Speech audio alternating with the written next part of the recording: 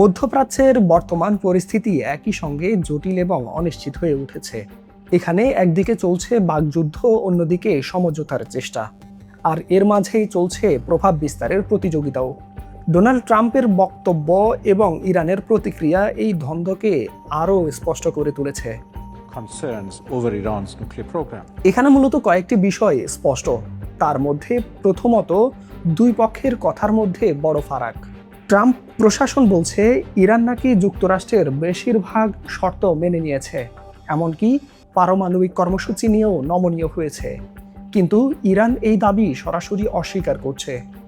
এই ভিন্ন ভিন্ন বক্তব্য আসলে কৌশলের অংশও হতে পারে। যুক্তরাষ্ট্র চাইছে দ্রুত একটি রাজনৈতিক সফলতা দেখাতে, অন্যদিকে ইরান চাইছে নিজেদের অবস্থান শক্ত রাখতে এবং অভ্যন্তরীণ সমর্থন ধরে রাখতে। দ্বিতীয় গুরুত্বপূর্ণ বিষয়টি হলো হরমুজ প্রণালী। এই জলপথ এখন বিশ্ব সংকটের কেন্দ্রবিন্দু। একই সময়ে যুক্তরাষ্ট্র তাদের নৌ অবরোধ চালিয়ে যাচ্ছে, ফলে পরিস্থিতি দাঁড়িয়েছে এক ধরনের নিয়ন্ত্রিত উত্তেজনায়।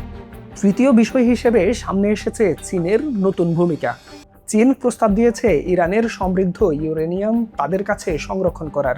এটি একটি বড় কূটনৈতিক ইঙ্গিত। এর মাধ্যমে চীন মূলত নিজেকে একজন মধ্যস্থতাকারী হিসেবে তুলে ধরছে। একই সঙ্গে যুক্তরাষ্ট্রের প্রভাবকেও চ্যালেঞ্জ করছে দেশটি। এছাড়া ইরানকেও চোখে আঙ্গুল দিয়ে দেখানো হয়েছে বিকল্প পথ। ফলে বৈশ্বিক শক্তির ভারসাম্যে একটি নতুন পরিবর্তনের ইঙ্গিত এসেছে। চতুর্থ বিষয়, লেবানন ইস্যু।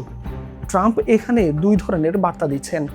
একদিকে ইসরায়েলকে সংযত থাকতে বলছেন, অন্যদিকে রাজনৈতিকভাবে ইতিবাচক বক্তব্য দিচ্ছেন।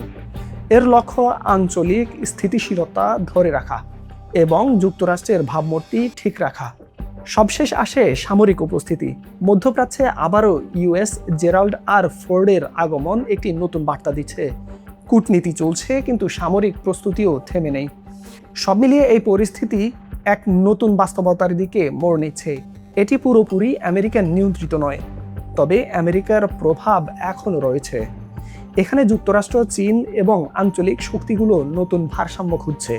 এই প্রেক্ষাপটে শান্তি চুক্তি পুরোপুরি স্থায়ী নয় এবং যুদ্ধবিরতি সবসময় শান্তির নিশ্চয়তাও নয়, বরং অনেক সময় এটি নতুন সংঘাতের আগে সাময়িক বিরতি মাত্র।